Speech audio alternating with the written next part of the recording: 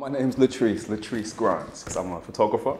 I do a lot of studio photography at the moment, but my background is in lots of other kinds of photography too. I actually got into photography. I was traveling. I used to live in China and Vietnam. And when I was in China, I took a couple of pictures with my phone. And then when I went to Vietnam, I started taking pictures there and realized, because obviously when you're from here, everything over there is interesting.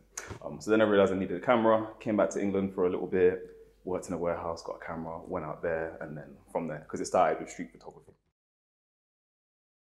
I've realized over time, the more pictures that I take in different niches of photography, the more I realize it's actually like to a degree, a consistent style across them, even if it could be a picture of the street in a different country or one in here or a picture of a person in the studio. Once I learned to control the light, because the studio thing started, I got a job in a family photography studio. They call it drawing with light, don't they, or painting with light. So it became that a lot more when I was in control of the light and I understood it.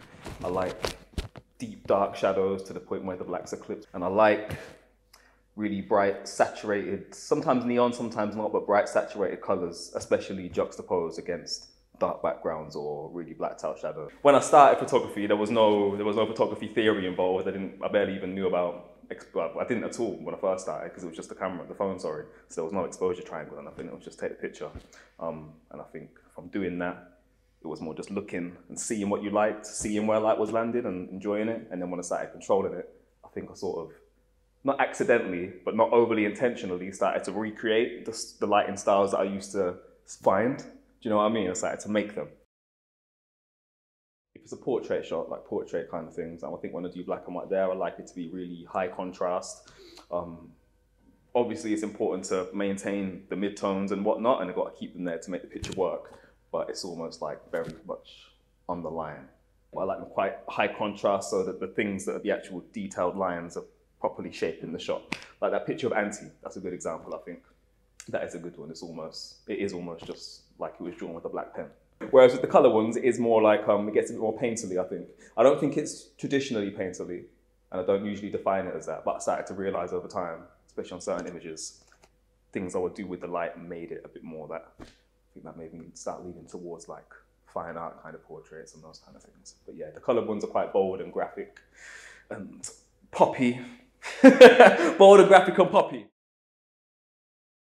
I went out on Saturday with a camera in Northampton for like the first time in ages. And I walked past the race course a couple of times and I saw these kids that were playing basketball and we were doing some shoots. And when I'm looking back at the pictures now, a lot of the shoots are like aerial where they're up in the air trying to dunk or whatever. And we would do jumping things like that in the studio, and there's certain techniques that make that easier, where you're timing it and how you're lining it up and when you're shooting them, how high they are and whatever. And obviously where your lights are coming from, how it's going to shape them.